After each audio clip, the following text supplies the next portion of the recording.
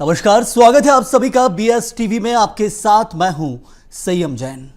लोकतंत्र के महापर्व का महादिन है और लगातार देख रहे हैं कि चुनाव लगातार चल रहा है। और ऐसे में इस वक्त जो सबसे खास चीज़ है कि इसमें एक तरफ हम देख रहे हैं लगातार लोग बढ़ चढ़कर मतदान करने के लिए मतदान केंद्र पहुंच रहे हैं। इन सब के बीच कुछ जगह से जो खबरें सामने आ रही वो भी आपको बता रहे हैं। कुछ जगहों पर जो बड़े नेता हैं, जो मतदाता हैं, उनको प्रोत्साहित करते भी नजर आ रहे हैं कि बढ़ चढ़कर मतदान करें। लेकिन सब चीज़ों के बीच शाम के 4 बज चुके हैं और यहाँ पर कुछ सीटें ऐसी हैं नक्सल प्रभावित जहां मतदान खत्म हो चुका है। लोकसभा चुनाव के पहले चरण का मतदान एमपी की 6 सीटों पर दोपहर 3 बजे तक क्या आंकड़े रहे वो आपको बताएं। 53.40% मतदान हुआ है। छिंदवाड़ा, मंडला, सीधी, बालाघाट, शहडोल और जबलपुर में वोटिंग लगातार चल रही है।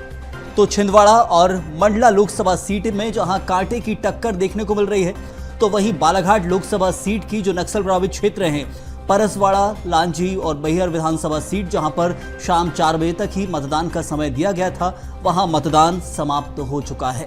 उसके भी अपडेट आपको जल्दी देंगे कि उन पोलिंग बूथ पर कितना मत प्रतिशत रहा है। लेकिन फिलहाल अभी भी बहुत सारी जो लोकसभा सीटें हैं लगातार मतदान जारी है। नक्सल प्रभावित क्षेत्रों को छोड़ दें तो अभी भी मतदान लगातार जारी है और शाम के वक्त इंतजार है कि लोग बढ़ चढ़कर मतदान केंद्रों तक पहुंचेंगे।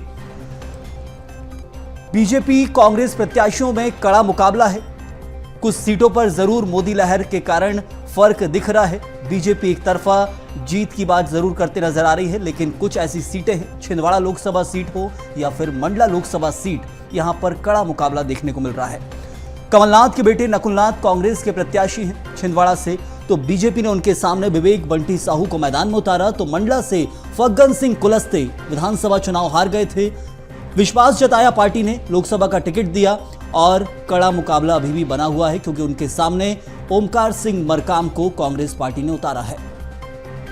तो महाकौशल की जहां मंडला और छिंदवाड़ा लोकसभा सीट पर कांटे की टक्कर है, तो वहीं जबलपुर लोकसभा सीट पर भी मतदान लगातार जारी है। इसके अलावा बालाघाट लोकसभा सीट पर भी मतदान लगातार जारी है।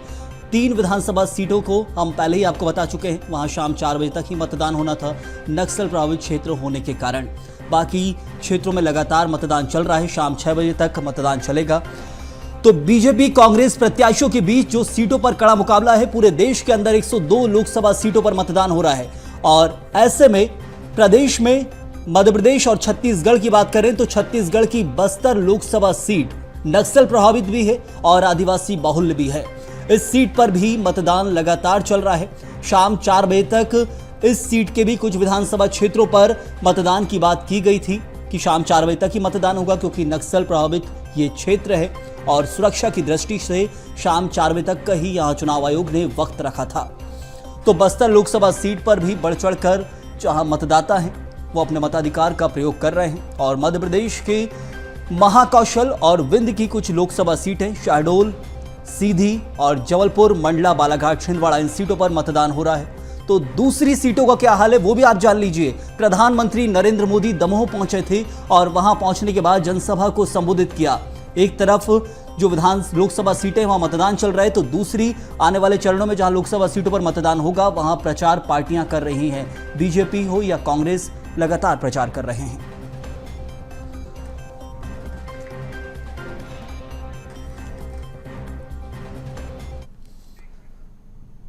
मध्य प्रदेश की 6 लोकसभा सीटों पर पहले चरण का मतदान जारी है। छिंदवाड़ा, जबलपुर, मंडला, बालाघाट, शहडोल और सीधी सीट पर सुबह 7 बजे से वोटिंग हो रही है। तो छिंदवाड़ा में कांग्रेस प्रत्याशी नकुलनाथ और बीजेपी प्रत्याशी विवेक बंटी साहू ने वोट डाला। सीधी में कांग्रेस प्रत्याशी कमलेश्वर पटेल और बीजेपी प्रत्याशी राजेश मिश्रा ने अपने मताधिकार का प्रयोग किया। तो जबलपुर में भाजपा प्रत्याशी आशीष दुबे और कांग्रेस उम्मीदवार दिनेश यादव ने मतदान किया है। ये 6 तस्वीरें आप देखिए अपनी टीवी स्क्रीन पर। और जिन 6 लोकसभा सीटों पर मध्य प्रदेश में मतदान हो रहा है, वहां के जो प्रत्याशी हैं उन्होंने अपने मताधिकार का प्रयोग किया है। छिंदवाड़ा में देखिए आप विवेक बंटी साहू भाजपा प्रत्याशी, तो जबलपुर में भाजपा प्रत्याशी आशीष दुबे, सीधी से राजेश मिश्रा, छिंदवाड़ा में नकुलनाथ भी अपने मताधिकार का प्रयोग करने पहुंचे। तो जबलपुर में दिनेश यादव जो कांग्रेस प्रत्याशी है वो भी वोट डालने पहुंचे हैं। और सीधी में कमलेश्वर पटेल भी अपने मताधिकार का प्रयोग करते नजर आए हैं। तो बीजेपी और कांग्रेस के बीच मध्य प्रदेश की इन सीटों पर कड़ा मुकाबला देखने को मिल रहा है। लगातार लोग बढ़ चढ़कर अपने मताधिकार का प्रयोग भी कर रहे हैं। सुबह के वक्त तक 11 बजे तक जरूर कुछ मत प्रतिशत कम देखने को मिला, फिर दोपहर 1 बजे जो आंकड़े आए और 3 बजे तक जो आंकड़े आए हैं वो अभी तक बढ़े हैं। लेकिन कहा जा रहा है कि गर्मी का मौसम है, कड़क धूप है, इसलिए दोपहर के वक्त लोग नहीं निकले। लेकिन अब शाम 5 से 6 बजे के बाद जो आंकड़े आएंगे वो पुख्ता कर देंगे कि आखिर जो विकास की बात की गई, देश के अंदर लोग अपने विकास के लिए अपने मताधिकार का प्रयोग करते हैं, तो कितने लोग बढ़ चढ़कर यहां पहुंचे। क्योंकि चुनाव आयोग ने बहुत कोशिश की कि ज्यादा से ज्यादा लोगों को मताधिकार का प्रयोग किया जाए और उसके लिए कुछ प्रयोग भी चुनाव आयोग ने इस बार किए थे। पिछले विधानसभा और लोकसभा चुनाव से हट के कुछ प्रयोग किए कि कैसे ज्यादा से ज्यादा लोगों को अपने वोट डालने के लिए प्रेरित करें, और वो कोशिश कितनी कामयाब हुई है। जब पूरे आंकड़े आएंगे तो वो भी आपको बताएंगे कि मत प्रतिशत 2019 से कितना बढ़ा है या घटा है। तो वहीं छत्तीसगढ़ में भी दिग्गजों के वोट करने का सिलसिला शुरू हो गया है और बस्तर से बीजेपी प्रत्याशी महेश कश्यप और कांग्रेस प्रत्याशी कवासी लखमा ने वोट किया, तो बीजेपी प्रदेश अध्यक्ष किरण सिंह देव भी मतदान करने पहुंचे। महेश कश्यप बस्तर लोकसभा सीट से भाजपा प्रत्याशी हैं, तो कवासी लखमा कांग्रेस प्रत्याशी बनाए गए हैं। और बीजेपी के प्रदेश अध्यक्ष हो या कांग्रेस के प्रदेश अध्यक्ष, छत्तीसगढ़ में दोनों ही बस्तर लोकसभा सीट के जो क्षेत्र है वहीं से आते हैं। और बस्तर कितनी महत्वपूर्ण है ये हम आपको पहले ही बता चुके हैं। जब दोनों ही पार्टियों के प्रदेश अध्यक्ष बस्तर से आते हों तो ऐसे में बस्तर लोकसभा सीट जीतना बीजेपी के लिए बहुत जरूरी है, क्योंकि वर्तमान में वहां सांसद कांग्रेस से हैं। और तस्वीर आप देख रहे हैं, कवासी लखमा प्रत्याशी कांग्रेस की वोट डालने पहुंचे, तो बीजेपी प्रत्याशी महेश कश्यप भी पहुंचे, बीजेपी प्रदेश अध्यक्ष किरण सिंह देव भी वोट डालने पहुंचे हैं। तो ये जो तस्वीर आ रही लगातार आपसे साझा की जा रही है। जो नेता हैं, प्रत्याशी भी हैं, वो अपने मताधिकार का प्रयोग कर रहे हैं, आमजन भी पहुंच रहे हैं पोलिंग बूथ तक और वोट डाल रहे हैं। तो कुछ ऐसी तस्वीरें भी हमारे सामने आती है जहां कोई व्हील चेयर से वोट डालने पहुंच रहा है, कोई नदी पार कर वोट डालने पहुंच रहा है, वो भी आपको जरूर दिखाते हैं। उसका कारण ये है कि ये प्रभाव डालती है उन लोगों पर जो घर में बैठे हुए हैं, कि इनको देखिए कि व्हील चेयर से और नदी पार कर कैसे लोग वोट डालने पहुंच रहे हैं, क्योंकि अपने भविष्य को खुद ही करना पड़ता है, कोई तीसरा नहीं करेगा, इसलिए जरूर मतदान करें।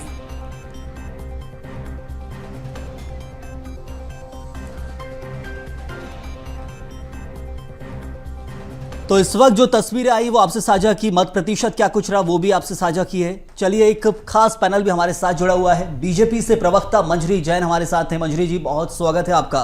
तो कांग्रेस से रोशनी यादव हमारे साथ जुड़े हैं। रोशनी जी, आपका भी बहुत स्वागत है BS टीवी में।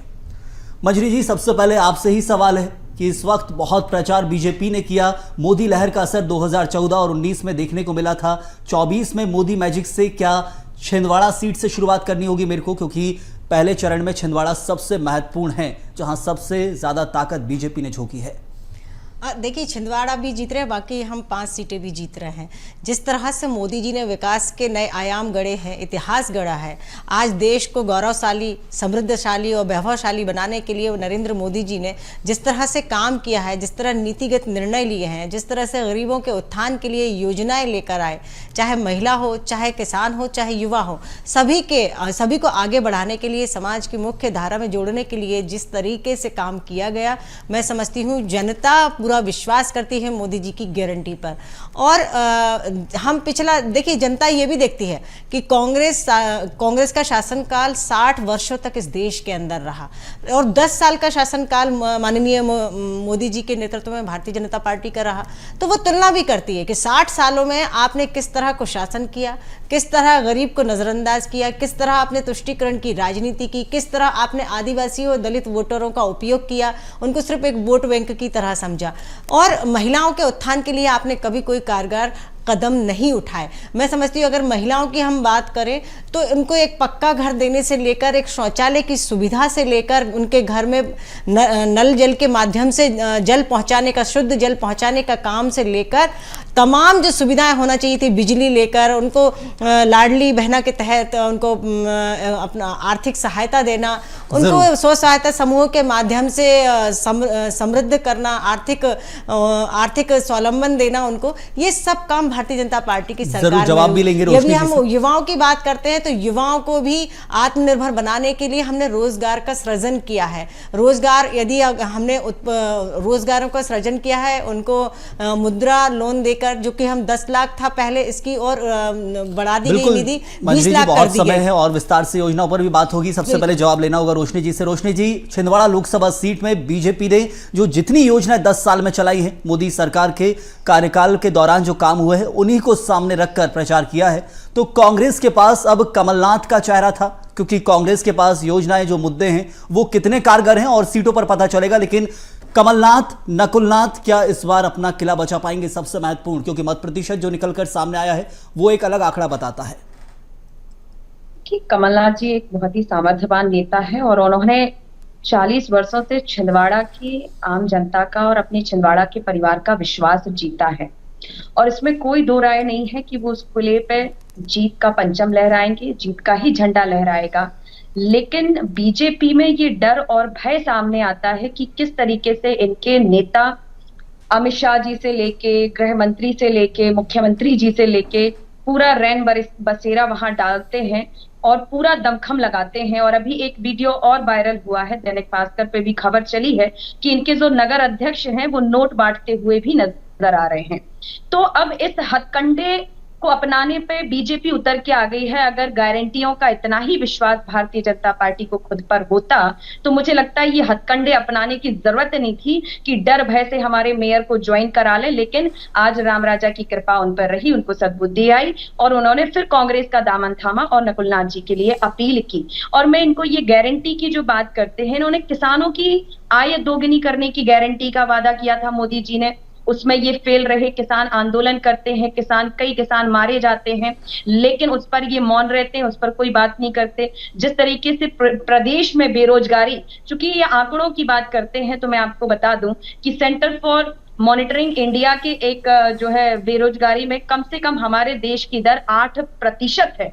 और उसमें भी ये हमारे जो IITN और IIM के जो सॉफ्टवेयर इंजीनियर, ऐसे इंस्टीट्यूट में 35 से 36% जो है IIT और इस तरह की युवा बेरोजगार हैं। तो आप सोचिए कि जो सामान्य ग्रेजुएशन के जो युवा हैं उनके हालात क्या हैं इस प्रदेश में। और लगातार, चूंकि मैं मोदी जी का भाषण भी सुन रही थी और हम तो कांग्रेस जन जन तक पहुंचकर हम अपनी गारंटी के साथ, पूरी दमदारी के साथ, जहां महिला सम्मान की बात होती है, इन्होंने लाडली बहना विधानसभा में दिए, 1000 रुपए डाला, उसके बाद इन्होंने वादा किया कि हम 3000 रुपए देने का वादा करते हैं। लेकिन किसी बहन के खाते में ना तो 3000 रुपए गए, जरूर वादे और मुद्दों की तो बात हो रही है रोशनी जी, लेकिन सबसे महत्वपूर्ण है कि वादे और मुद्दे लोकसभा क्षेत्रों के अंदर कितने चल रहे हैं। सबसे बड़ी चीज, क्या चेहरे पर वोट दिया जा रहा है या लहर पर वोट दिया जा रहा है? की गारंटी दे रहे हैं, हम महिला न्याय की बात कर रहे हैं, युवा न्याय में 1 लाख रुपए, ग्रेजुएशन अप्रेंटिसशिप में 1 लाख रुपए देने की बात कर रहे हैं, महीने का 8500 रुपए देने की बात कर रहे हैं, 1000 रुपए का झुंझुना देकर ये लाडली बहनों को सशक्त करने की बात करते हैं। वहीं राहुल गांधी जी 8500 हर गरीब बहन के परिवार में हर महीने और 1 लाख रुपए जो है सालाना देने की बात कर रहे हैं। जरूर वही जवाब लेता हूं मैं मंजरी जी से। मंजरी जी, एक तरफ जो महत्वपूर्ण सवाल निकलकर सामने आ रहा है कि मुद्दे और वादे अलग अलग है दोनों पार्टियों के, उनके जरिए जनता को लुभाने की कोशिश है। लेकिन सबसे महत्वपूर्ण यह है कि एक तरफ जो बीजेपी के मेयर, रोशनी जी लौटूंगा आपके पास, एक सवाल बहुत जरूरी है। बीजेपी के जो पार्टी में आते हैं, बीजेपी पार्टी में मेयर आते हैं विक्रम आहा के, फिर सुबह सुबह जो बयान वीडियो जारी करते हैं उसके जरिए उसको लेकर क्या कुछ कह रही है बीजेपी? क्या बीजेपी में भीड़ इतनी बढ़ चुकी है कि आखिर उसमें जो नेता आ रहे हैं वो उनके लिए जगह नहीं बची है, या फिर जो चेहरा कांग्रेस में निकलकर सामने आता है वो बीजेपी में सिर्फ भीड़ में शामिल हो जाता है? क्या वही कारण है कि विक्रम आहा ने जो बयान दिया है? देखिए, विक्रम आहा के अपनी मर्जी से भारतीय जनता पार्टी में आए थे। उन्होंने कहा था कि कांग्रेस के अंदर उनकी अनदेखी हो रही है, उन्हें कुछ काम नहीं दिया जा रहा है, काम करने नहीं दिया जा रहा है, उनके ऊपर दबाव आ रहा है। तो मैं समझती हूँ वो अपनी मर्जी से आए थे भारतीय जनता पार्टी में। अब क्या कारण रहा, कमलनाथ जी का क्या दबाव रहा, क्या षड्यंत्र हुआ और उनको जबरदस्ती इस तरीके का बयान दिलाया गया। मैं ये समझती हूँ कि जो इंसान खुद की मर्जी से आया वो 15 दिन बाद वापस नहीं जा सकता है, इतनी जल्दी वो अपना निर्णय नहीं बदल सकता है। दूसरा, जैसे कमलनाथ जी जो हथकंडे अपना रहे थे, शराब बांट रहे थे, पैसा बांट रहे थे, वीडियो वायरल कराने की धमकी दे रहे थे, तो मैं समझती हूँ ये अगर कमलनाथ जी ने छिंदवाड़ा में विकास किया होता तो उनको ये सब नहीं करना पड़ता। जनता की बात करते, जनता के लिए आपने क्या किया। मैं जब 2019 में 2018 में जब आप आए 15 महीने के लिए सरकार में, तो आपने पीएम आवास की निधि लौटा दी, गरीबों के मकान नहीं बनने दिए।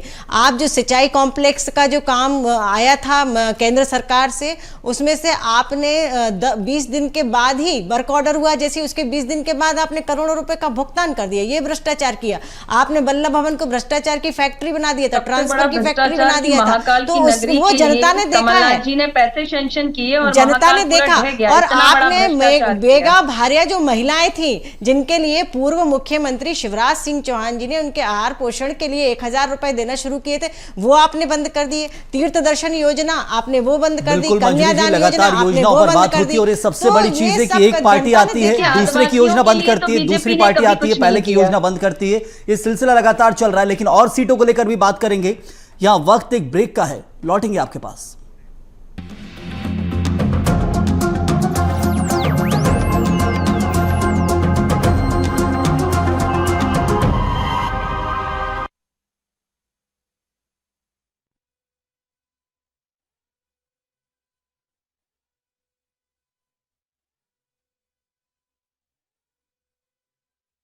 कि चुनाव लड़ोगी क्या, तो मैंने सहज रूप से कह दिया हाँ लड़ूंगी। 29 की 29 आपके पास में मोदी जी के नेतृत्व में तूफान आएगा। हमारा काम केवल चुनाव जीतना नहीं है, हमारा काम हर गरीब के जीवन को बदलना। कांग्रेस पार्टी में ऐसी कौन सी परिस्थितियां बन गई हैं जिनमें सुरेश पचौरी को बीजेपी ज्वाइन करने का फैसला करना पड़ रहा है। मैं कद नहीं चाहता, मैं काम चाहता हूँ। कि उनका जो सुरक्षा गार्ड था उसने उस महिला के साथ बदतमीजी की। ये तो कम है, उन्होंने टंच माल बोला बहनों को।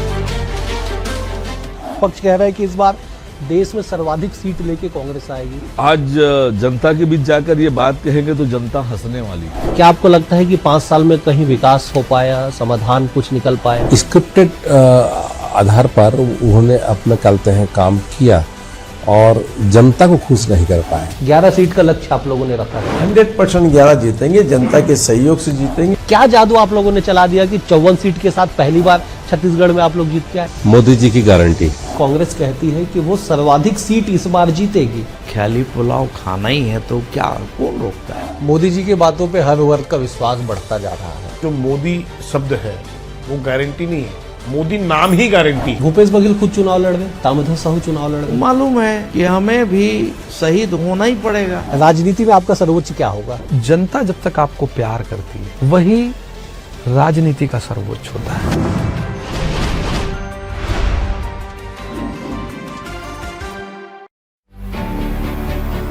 जिम्मेदारों से पूछेंगे सवाल, होगा हर बात का हिसाब। जनता के हक की आवाज मध्य प्रदेश से छत्तीसगढ़ तक, खबरों का एक ही नाम।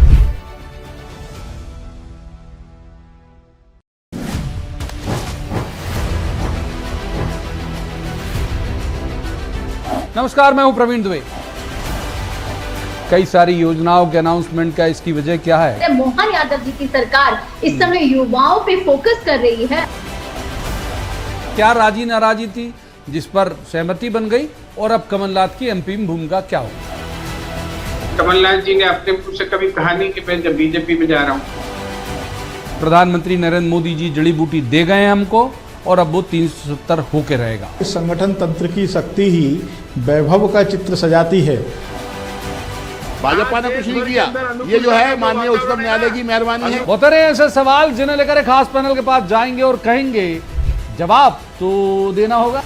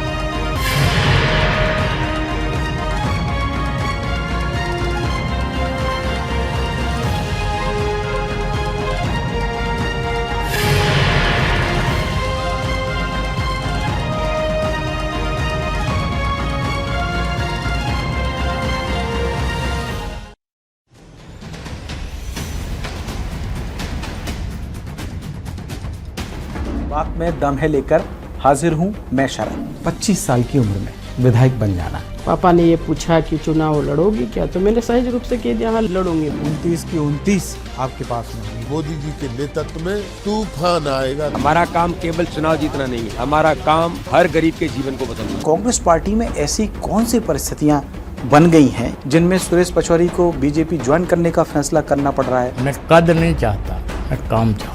कि उनका जो सुरक्षा गार्ड था उसने उस महिला के साथ बदतमीजी की। ये तो कम है, उन्होंने टंच माल बोला बहनों को।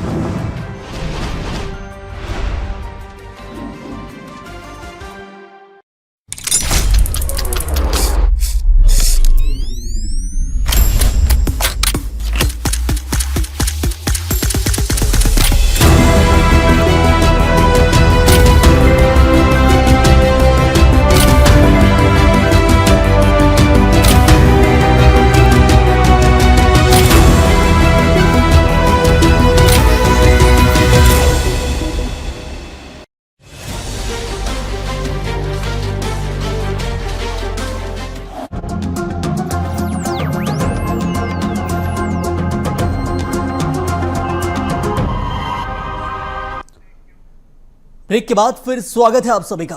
इस वक्त एक बड़ी खबर बीजापुर से देखिए, जहां यूबी जेल का सेल फटने से घायल जवान अब शहीद हो गए हैं। चुनाव ड्यूटी के दौरान यह हादसा हुआ था। जगदलपुर में सीआरपीएफ जवान देवेंद्र का इलाज चल रहा था। आज सुबह उसूर इलाके में जो हादसा हुआ था उसमें जवान देवेंद्र कुमार घायल हो गए थे और जैसे ही उपचार चला अस्पताल में भर्ती किया गया। लगातार डॉक्टरों की निगरानी में उपचार जारी था, लेकिन अब जान नहीं बचाई जा सकी है। शहीद हो गए हैं जवान देवेंद्र कुमार। उसूर इलाके में ये एक दर्दनाक हादसा हुआ था, जहां यूबीजेल का सेल फटने से जो जवान घायल हुए थे वो इस वक्त शहीद हो गए हैं। तो लगातार मताधिकार का प्रयोग कर रहे हैं मतदाता, और छत्तीसगढ़ के अंदर क्या कुछ है माहौल, चलिए आपको ले चलते हैं। हमारे साथ हमारे resident editor doctor Awadhesh Mishra जुड़े हुए हैं।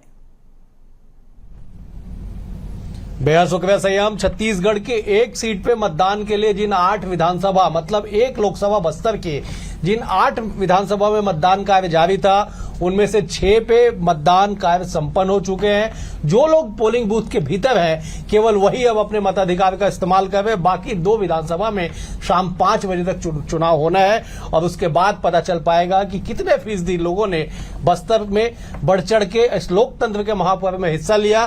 फिलहाल 3 बजे तक के जो आंकड़े हैं वो 58.14% है, जो बताता है कि ये मतदान समाप्ति तक और अंतिम आंकड़े आते तक लगभग 65% के पार या 70% के आसपास रह सकते हैं। आज इसी विषय पर चर्चा कर लेते हैं। 2 बेहद ही खास मेहमान हमारे साथ जुड़े। पहले मेहमानों का तारुफ करा देता हूं। बीजेपी की ओर से वरिष्ठ नेता तौकीर राजा जी है, प्रवक्ता भी है। तौकीर जी आपका स्वागत है। कांग्रेस की ओर से युवा नेता प्रवक्ता अनुभव शुक्ला जी है। अनुभव जी आपका बहुत स्वागत है। तौकीर जी, मेरा पहला सवाल ये कि बीजेपी के सामने एक बड़ी चुनौती बस्तर को लेकर, चुनौती इसलिए क्योंकि वो सीट कांग्रेस के पास है और 58.14% मतदान होना 3 बजे तक, क्या संकेत माने? देखिए, संकेत यह है कि अभी मतदान दल वापस नहीं आए हैं, कुछ लोग अंदर हैं, तो लगभग मेरी उम्मीद है कि 70 से ऊपर ही जाएगा, जो कि हर बार का रहता है 70 से 74%। अभी तो आंकड़े पूरे आने बाकी है। अगर 58% अभी तक आ गया है तो जो अभी वोट होना बाकी है वो भी अभी, क्योंकि मतदान अभी हो रहा है लगातार, तो उसको आंकड़े तो आते रहेंगे। सही रही बात कि हमने जो विकास किया है, जो माननीय मोदी जी की गारंटी के रूप में हमने 4 महीने हमारी माननीय विष्णुदेव जी की सरकार ने जो कार्य किया है वो दिख रहा है और उसके कारण से लोग बढ़ चढ़कर हिस्सा ले रहे हैं। खासतौर हमने मातारी वंदन योजना के अंतर्गत जो महिलाओं के लिए जो सम्मान निधि दी है उससे भी वो काफी बढ़ चढ़कर आगे आई हैं। किसानों के लिए माननीय मोदी जी ने जो 6,000 रुपए प्रतिवर्ष का जो बोनस देने की बात की थी और साथ ही साथ हमारी सरकार भी दी, तो ये अपने आप में 2 साल का जो बोनस हमने दे दिया उनके खाते में, ये भी हमने वादा पूरा किया है। साथ ही साथ हमने जो 31 रुपए का वादा किया था वो भी पूरा कर दिया। इसके साथ साथ हमने जो वादे किए हैं उसको लगभग 80 से 85% हमारी ये सरकार पूरी कर चुकी है और आगे भी विकास की जो बचे हुए जो वादे हैं वो पूरा करेंगे। रही बात कांग्रेस की, इन्होंने वादा किया कि 8,000 से ऊपर महीना देंगे, कहां देंगे भाई साहब, तो नहीं पाया। ठीक है तौकीर जी, मैं कांग्रेस की बात कांग्रेस से एक बार अपने दर्शकों को सुनवा देता हूं, फिर मैं आपके पास आऊंगा। अनुभव जी, बस्तर सीट दीपक बैच का टिकट काट के आप लोगों ने कवासी लखमा को प्रत्याशी बनाया, कितनी बड़ी चुनौती उस सीट को बचाए रखने की? अवधेश जी, सबसे पहले आपको और आपके सभी सम्मानीय दर्शकों को मेरा नमस्कार। अपनी बात शुरू करने से पहले मैं आपके चैनल के माध्यम से आपके सभी दर्शकों से अपील करता हूं कि जो कोई भी लोग, न केवल छत्तीसगढ़ में, पूरे हिंदुस्तान में जहां जहां चुनाव हो रहे हैं, वो ज्यादा से ज्यादा संख्या में जाके इस महायज्ञ में अपनी आहुति दें और लोकतंत्र को मजबूत बनाने के पूरी तरीके से प्रयास करें, जिसको कमजोर और ध्वस्त करने का प्रयास भारतीय जुमला पार्टी कर रही है। जहां तक आपकी बस्तर सीट का सवाल है, तो अवधेश जी मैं बताना चाहूंगा कि जब पार्टी एक नेता का चयन करती है किसी सीट के लिए, तो वो जो उसको उपयुक्त उम्मीदवार और दावेदार दिखता है उस कड़ी के अनुसार वो तय करते हैं। और इस बार हमने कवासी लखमा जी को ये मौका दिया है और हमें पूरा विश्वास है कि जो अभी मत प्रतिशत दिख रहे हैं और जो लगातार बढ़ेंगे, 70-75 के करीब जाएंगे, तो ये जो अपनी उंगलियों का इस्तेमाल है जनता पंजे को मजबूत करने के लिए करेगी और प्रचंड बहुमत से कांग्रेस की जीत बस्तर में निश्चित है। किन मुद्दों पे जनता ने वोट किया होगा अनुभव जी, क्या आपको लगता है? क्योंकि मतदान तो 6 विधानसभा में समाप्त हो चुका है, किन मुद्दों पे जनता गई होगी? देखिए, जनता ने जो उनके मुद्दे हैं उनको देखा है कि तेंदुपत्ता संग्राहकों को उनको प्रति मानक बोरा दर किसने दिलाया है। फर्जी केस जो करे गए थे आदिवासियों पे 1380 जस्टिस पटनायक की कमेटी बना के किसने खारिज किया है। लोहारीगुड़ा की जमीन जिनको इन्होंने 4200 एकड़ जब्त करके अपने व्यापारी बंधुओं को बांटने का, बंदर बाट का प्रयास किया, उसको वापस करने का जो काम कांग्रेस सरकार ने किया है। जो जनता के लिए, आदिवासियों के लिए न्याय की, जल जंगल जमीन की बात हमने करी है, उसको लेके जो है कांग्रेस की सरकार, कांग्रेस के नेता उसके जनता के सामने गए हैं और जनता इन्हीं बातों को लेके वोट करेगी। क्या लगता है चलिए मैं एक बार भोपाल स्टूडियो का रुख कर ले तो संयम जी, ओवर टू यू। बिल्कुल अवधेश जी, तो लगातार देख रहे हैं प्रत्याशी अपने पक्ष में माहौल बनाते नजर आए थे चुनाव से पहले, लेकिन अब मतदान का दिन है, अब माहौल बनाने का समय नहीं रहा है। जिन चरणों पर, जिन सीटों पर पहले चरण में मतदान हो रहा है, मंजरी जी, एक महत्वपूर्ण सवाल उठता है कि जबलपुर लोकसभा सीट, साथ ही सीधी लोकसभा सीट हो, बालाघाट लोकसभा सीट हो, इन सीटों पर प्रत्याशी बदले बीजेपी ने। कहा गया कांग्रेस की तरफ से कि प्रत्याशियों ने, जो पुराने प्रत्याशी, पुराने सांसद थे, इन सीटों से काम नहीं किया, इसलिए प्रत्याशी बदलना पड़ा है और मोदी लहर के कारण ही आपके जो प्रत्याशी हैं वो जीत पाते हैं। ये एक बड़ा सवाल उठाया जाता है। देखिए, सीधी में जो हमारी पूर्व सांसद थी वो इस समय, उनने विधानसभा का चुनाव लड़वाया, पार्टी ने उनको निर्देशित किया कि आपको विधानसभा लड़ना है तो वो विधानसभा लड़ी। रिपोर्ट कार्ड सही नहीं था, ये कहा गया था। अगर रिपोर्ट कार्ड सही नहीं होता तो फिर विधानसभा क्यों लड़वाते? विधानसभा तो लोकसभा से ज्यादा कठिन होता है चुनाव, एक तरीके से वो जनता से ज्यादा जुड़ाव वाला चुनाव होता है। जितना छोटा चुनाव होता है उतना ज्यादा जनता के बीच में प्रत्याशी को जाना होता है और अपना काम का रिपोर्ट कार्ड रखना पड़ता है। दूसरा, यही स्थिति जबलपुर की भी रही। जो हमारे पूर्व सांसद थे वो विधायक का चुनाव लड़े, तो निश्चित तौर पर अब जब वो सांसद की सीट खाली हो गई तो नए व्यक्ति को मौका दिया जाएगा और होना भी चाहिए। और मैं समझती हूँ कि भारतीय जनता पार्टी का एक एक कार्यकर्ता इतना मूल्यवान है और इतना असरदार है वो जनता के बीच में, क्योंकि हमेशा जनता से जुड़ाव रखने वाला कार्यकर्ता होता है। तो अगर किसी भी छोटे से छोटे कार्यकर्ता को टिकट दिया जाता तो वो भी जीतता है। तो मैं ये समझती हूँ कि हमने जो काम किया है, भारतीय जनता, देखिए देश में दो तरीके के दल हो गए, दो तरीके की विचारधारा वाले लोग हो गए। एक विचारधारा के वो लोग हैं भारतीय जनता पार्टी जो जिसके लिए राष्ट्र प्रथम है, जो राष्ट्र को वैभवशाली और गौरवशाली बनाना चाहती है, जिसके पास एक विजन है और कार्य योजना है कि हमें 2047 में विकसित देश बनाना है, देश को हमें फिर से सोने की चिड़िया बनाना है, फिर से विश्व गुरु बनाना है। ये हमारा विजन है, हम इस विजन को लेकर चल रहे हैं। और हमारे जो गरीब लोग हैं, जो अन्य समुदाय से आते हैं, चाहे वो आदिवासी हो, दलित समुदाय से हो, महिला, युवा, सबके लिए हमें चहुमुखी विकास करना है, उनको मजबूत करना है। एक तरफ वो नहीं, मेरी पूरी बात नहीं हुई और दूसरी एक तरफ वो लोग हैं जो आतंकवादियों को ओसामा जी कहते हैं। जहां हम एक तरफ बस्तर में नक्सलवादी खत्म करना चाहते हैं, नक्सलियों का एनकाउंटर होता है, आप उनको कहते हैं वो शहीद हुए हैं। आपको जाकिर नाइक में शांति का दूत नजर आता है। जहां एक तरफ भारतीय जनता पार्टी आतंकवाद का खात्मा कर रही, धारा 370 जैसी हटाई जा रहे हैं, आए दिन इस देश के अंदर सेना के ऊपर पत्थरबाजी हुआ करती थी जो आज रोक दी गई है। तो मैं ये समझती हूं, समीकरणों पे बात करने की दूसरा देखिए एक तरफ वो विचारधारा है जो हमेशा देश विरोधी बयान देते रहते हैं, जो हमेशा यहाँ देश की संस्कृति और धर्म पर आघात करते रहते हैं। एक तरफ वो लोग हैं, तो जनता ये दोनों विचारधाराएं देख रही है। मेरा था वो जनता ये दोनों विचारधारा देख रही है। बीजेपी से वो सवाल था, जवाब दे दिया कि हम सबको मौका देते हैं। लेकिन मुख्यमंत्री मोहन यादव जब भी छिंदवाड़ा में प्रचार कर रहे थे, बार बार एक ही बात कह रहे थे कि कमलनाथ ने किसी को मौका नहीं दिया, 40 साल खुद सांसद रहे, कभी ये नहीं किया कि छिंदवाड़ा से दूसरे को टिकट दे दें। मुझसे सवाल है रोशनी जी से।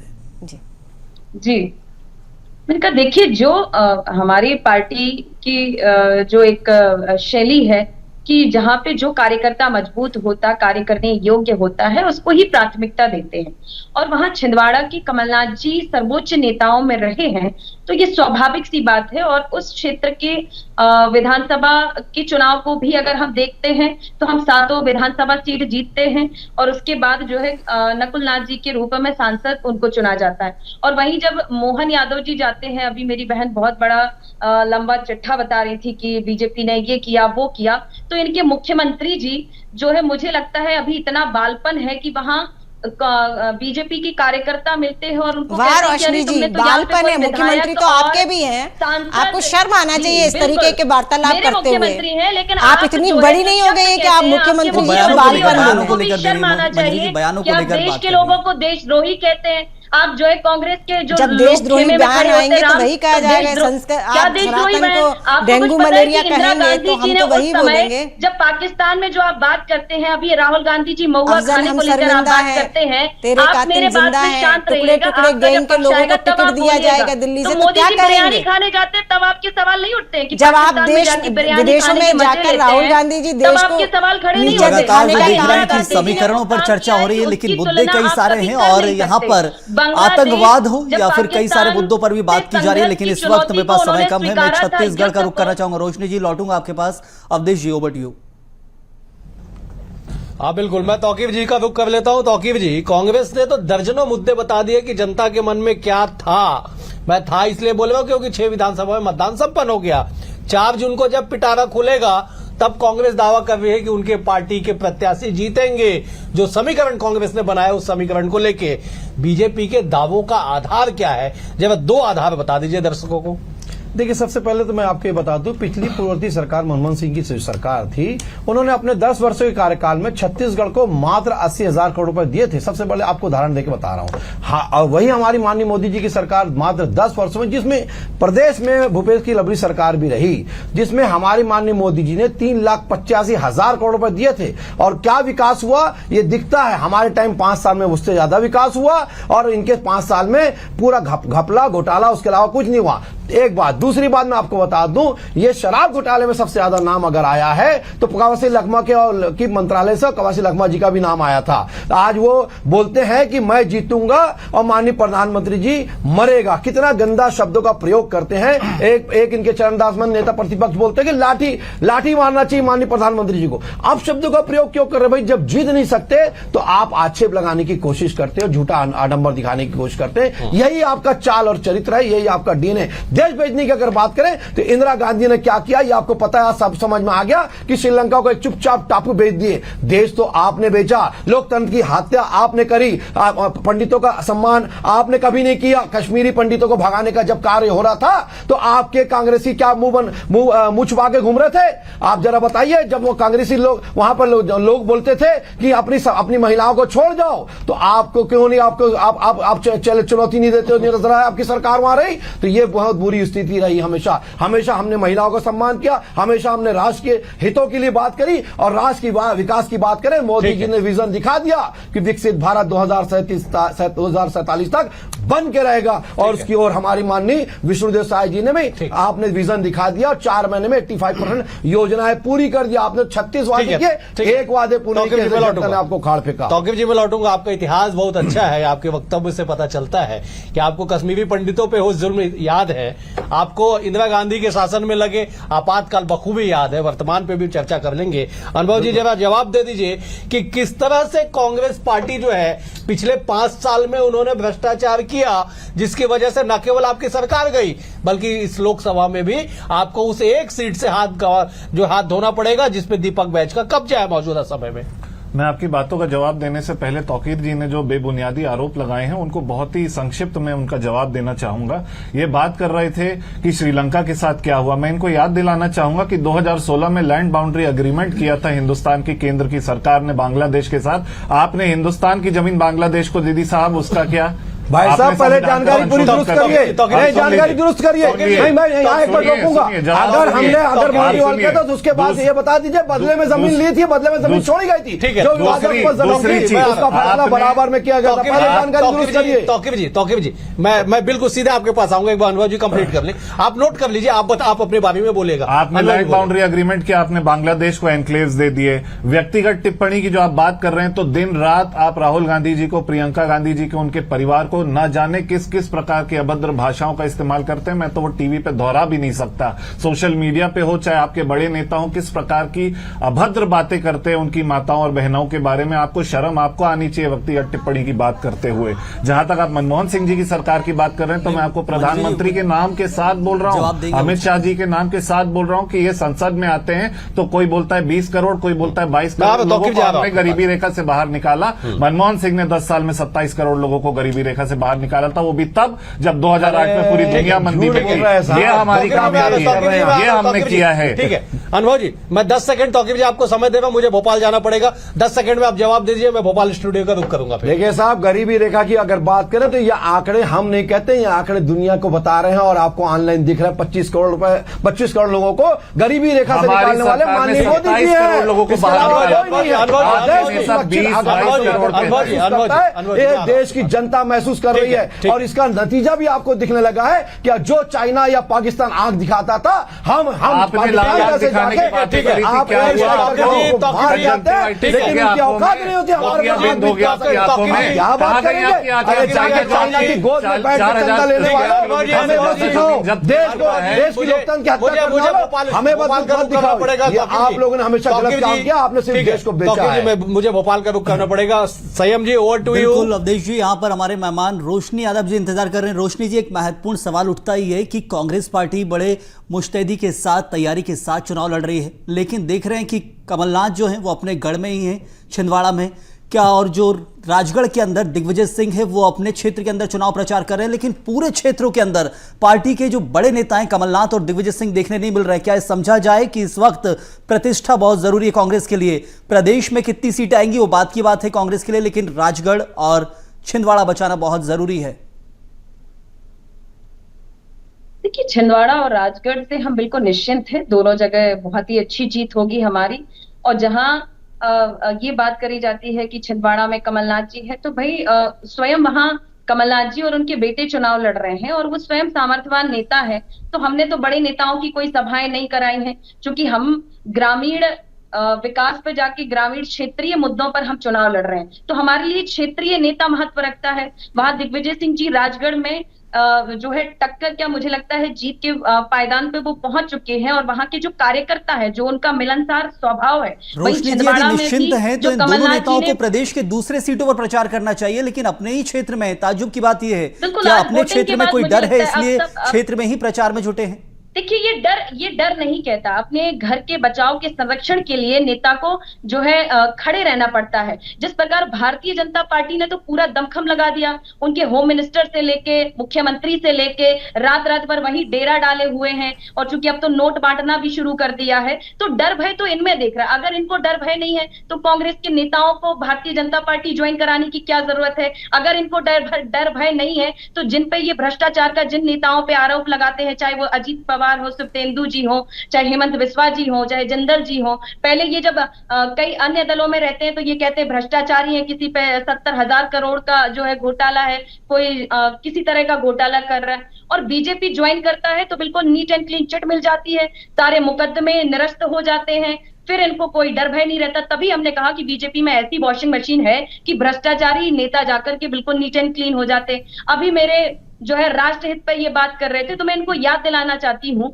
कि इस गरीबी को हटाने का काम आदरणीय जब मनमोहन सिंह जी रहे तब मनरेगा स्कीम लेकर के आए थे, और उससे गरीब के उत्थान के लिए ग्रामीण क्षेत्र में जो है उसको डेवलप कैसे किया जाए, ये सबसे बड़ी पहल बिल्कुल, तो मनरेगा हो, आरटीआई हो, इन दो चीजों को लेकर जरूर कांग्रेस सरकार की बात की जाती है। मैं जवाब ले लेता हूँ मंजरी जी से। मंजरी जी, एक सवाल जो यहाँ उठ रहा है, रोशनी जी लौटूंगा आपके पास। जरूर बात कहना चाहूंगी, एक जरूर बात सुनिएगा। ये हमेशा राम के नाम पर, ये इस देश का दुर्भाग्य है कि जब सुप्रीम कोर्ट ने एक निर्णय लिया था उस समय पे, तो राजीव गांधी जी ने ताला खोला था। आज इनकी सरकार थी, सुप्रीम कोर्ट ने निर्णय लिया तो आपने मंदिर कर दिया, उसमें भी पूरे देश का चंदा है, भारतीय जनता पार्टी का कोई योगदान नहीं है। लेकिन इस देश का दुर्भाग्य है कि इनको शर्म नहीं आती, हर मंच पर खड़े होकर राम के नाम पर वोट मांगते। राम राज्य ने तो राम जी की कल्पना ये थी कि राम राज्य हम यहाँ पे सुसज्जित करें, जहाँ शिक्षा फ्री हो, स्वास्थ्य फ्री हो, बिजली पानी फ्री हो। लेकिन जरूर राममय माहौल की आप बात कर रहे हैं, उसके बारे में भी चर्चा करूंगा। मैं जवाब ले लेता हूं मंजरी से। मंजरी जी, राममय माहौल का पूरा फायदा बीजेपी ने उठाया है, मोदी लहर और राममय माहौल। अब तक 2014 और 19 में मोदी लहर थी, लेकिन 2024 में राममय माहौल के साथ क्या बीजेपी को बढ़त मिली है? ये सीधा आरोप है कांग्रेस का कि राम नाम का दुरुपयोग करती है बीजेपी। अब देखिए, राम मंदिर के निर्माण के लिए हमारे हजारों कार्यकर्ताओं ने अपनी आहुति दी।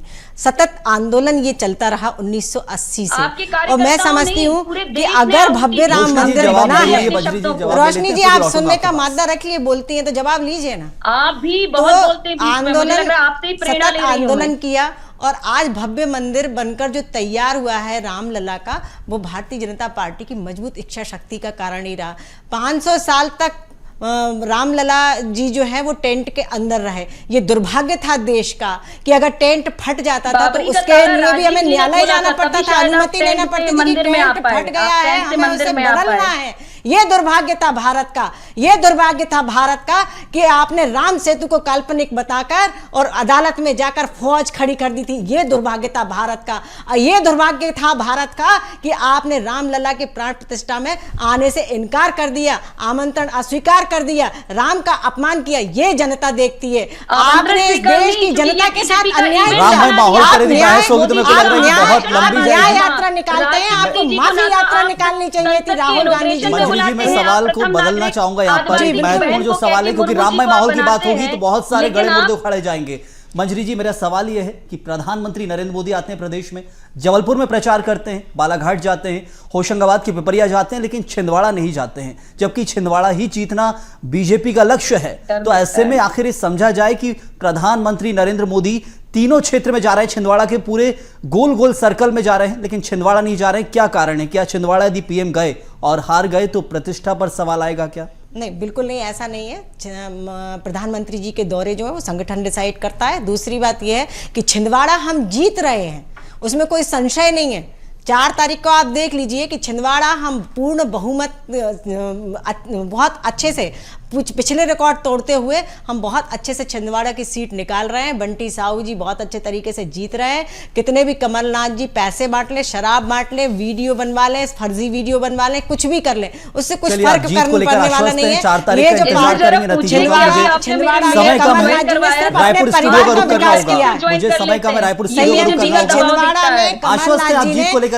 परिवार का विकास किया है, इंतजार रहेगा 4 तारीख के नतीजों का। छिंदवाड़ा का क्या होगा, इंतजार करेंगे। अवधेश जी, ओवर टू यू। बिल्कुल बिल्कुल, शुक्रिया संयम जी। मैं एक बार सीधे अनुभव का रुख कर लेता हूं। अनुभव जी, बस्तर के इलेक्शन पे अगर सुरक्षा की बात ना हो तो बेमानी होगा साहब। आज पूरे दिन भर की घटनाक्रम पे नजर डाल लीजिए। एक जवान को शहादत प्राप्त हो गई, जो है उनका बैरल जो था वो फट गया। इसके अलावा कोई सुनाई ऐसी बड़ी घटना सुनाई दी नहीं। कैसे देखते हैं इसको? देखिए, इस बात का मैं पूर्णतः स्वागत करता हूं कि बस्तर में नक्सलवाद से ग्रसित क्षेत्र में अगर मजबूती से बेहतर तरीके से चुनाव करा रहे हैं तो ये हमारे सुरक्षा बल जो हैं उनकी मेहनत की, उनकी तपस्या की, उनके त्याग की, जैसा आपने कहा आज एक जवान वीर गति को प्राप्त हो गए, ये उनके त्याग का नतीजा है कि आज बस्तर की जनता बेखौफ होके चुनाव की तरफ अगर बढ़ने की तरफ एक कदम भी बढ़ाती है तो उसका बिल्कुल स्वागत है। इसके अलावा आपने जो कहा उसमें एक जानकारी और साझा करना चाहूंगा आपके दर्शकों से कि लगभग 250 पोलिंग बूथ बस्तर क्षेत्र में महिलाओं द्वारा संचालित किए जा रहे हैं और विशेषकर महिलाओं के लिए वो स्थापित किए गए हैं। वहां के कलेक्टर का ये इनिशिएटिव है जिसका हम पूर्णतः स्वागत करते हैं। ऐसे विकासकारी, ऐसे आगे बढ़ने वाले कदम जब अगर आप लेते हैं तो उसका स्वागत है और इस चीज को फिर मैं दोबारा कहता हूं कि बिल्कुल हम स्वागत करते हैं और हम चाहते हैं कि ये देश एक दिन नक्सलवाद से मुक्त हो और ऐसी वारदात जो आज एक हुई है एक भी ना हो। ठीक है तौकीर जी, जब आप भी इसी लाइन पे एक बार जवाब दे दीजिए कि यूबीजीएल का बैरल फटने से एक जवान शहीद हो गए, उसके अलावा कोई बड़ी घटना, कोई छिटपुट घटना के अलावा कोई बड़ी घटना सुनाई नहीं दी। चुनाव का इतिहास रहा है बस्तर छत्तीसगढ़ का कि एक भी चुनाव बिना हिंसा, बिना झड़प के समाप्त या संपन्न नहीं हुआ हो। आज की इस पूरे अब तक के, ईश्वर करे सब कुछ अच्छा हो, लेकिन 4-5 बजे तक के रिपोर्ट के अनुसार इस चुनाव के प्रबंधन को, व्यवस्था को कैसे आप देखते हैं तौकीर जी? देखिए, सबसे पहले तो मैं हमारे आज जो जवान शहीद हुए हैं मैं अपनी श्रद्धांजलि अर्पित करता हूं, सादर नमन करता हूं हमारे जवान के लिए और हमारे जितने भी जवान हमारे शहीद हुए सबको श्रद्धांजलि अर्पित करता हूं। साथ ही साथ जो नक्सली मारे गए हैं उसके बारे में भी ये बताना चाहता हूं कि नक्सलियों को अगर मारे हैं तो हमारे जवानों ने मारा है, लेकिन यही कांग्रेसियों ने क्या करा था, उसके लिए इनके पूर्व मुख्यमंत्री जी ने उसको शहीद का दर्जा दे दिया था और जांच की बात करी थी। साथ ही साथ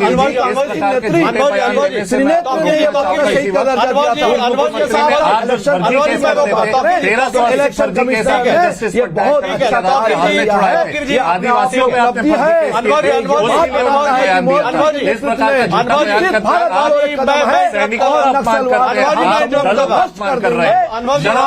वर्षों में तौकीर जी